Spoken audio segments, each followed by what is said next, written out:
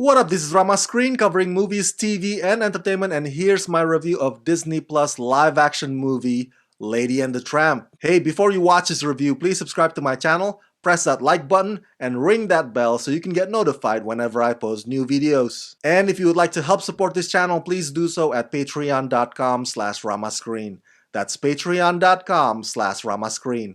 Let's rock this. First up, I would like to say thank you to Disney Plus for granting me the screener to this new movie. I gotta be honest with you, I don't remember the last time I watched the 1955 animated classic Lady and the Tramp. I don't remember much aside from the iconic spaghetti meatball scene and the famous kiss. So what I'm trying to say is, because my memory of the original film is pretty much blurred, I guess you can say that I'm coming in fresh with this latest new take, which, let's face it, just sort of jumps on the bandwagon of Disney's live-actionizing all of its pastime animated movies, thanks to today's technology, including photorealistic animation. I'm still shocked that they haven't gotten around to live-actionizing Hercules yet.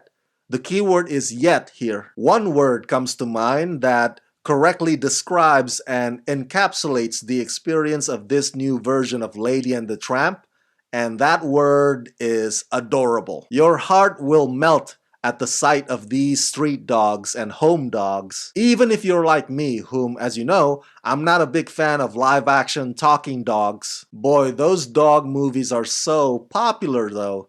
If you are an up-and-coming young filmmaker and you don't know what kind of story you should tackle, you should totally do just a dog movie because audiences will eat that up. And there's also a subtle yet obvious underlining adopt a pet message as well here in Lady and the Tramp. So overall, it's just a feel-good movie that the entire family can enjoy. In this retelling of Disney animated classic, life is good for the overachieving American Cocker Spaniel named Lady.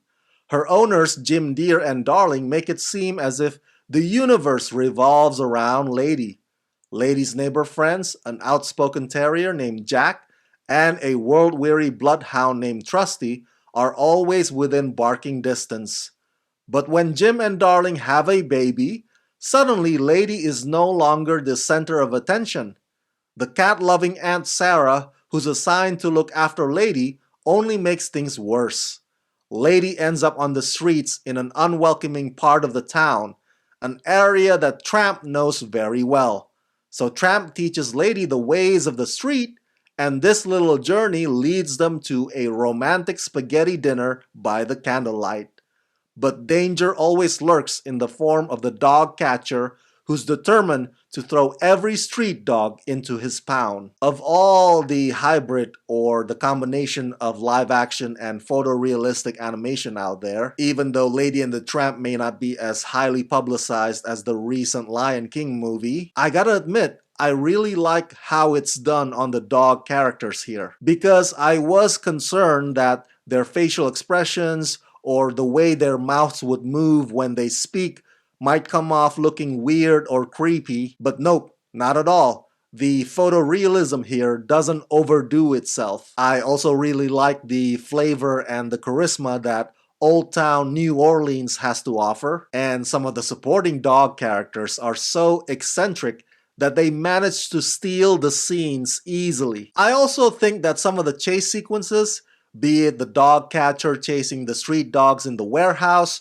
the dog chasing the rat, or the climactic scene at the end with the dogs chasing the horses, are all nicely done and well executed within the confines and the context of Old Town New Orleans setting. I got a feeling though that people will be divided as far as the voices are concerned. I know a lot of fans out there who felt that Chiwetel Ejiofor failed to capture Scar's emotional nuances in his voice in the movie Lion King. I personally thought that he did okay, but maybe some of those audiences may feel the same way or share the same criticism about Tessa Thompson and Justin Theroux, who voiced Lady and the Tramp respectively. But I do think that if you're overanalyzing it, then you're missing the big picture. Because Lady and the Tramp is basically on the same category as Netflix movie Holiday in the Wild. You know, movies that are mild and with an adequate sense of humor, but inherently are good-hearted because they mean well, and there's a significant call to action involved. So if you approach it from that perspective, then Lady and the Tramp becomes a movie that you would welcome with open arms.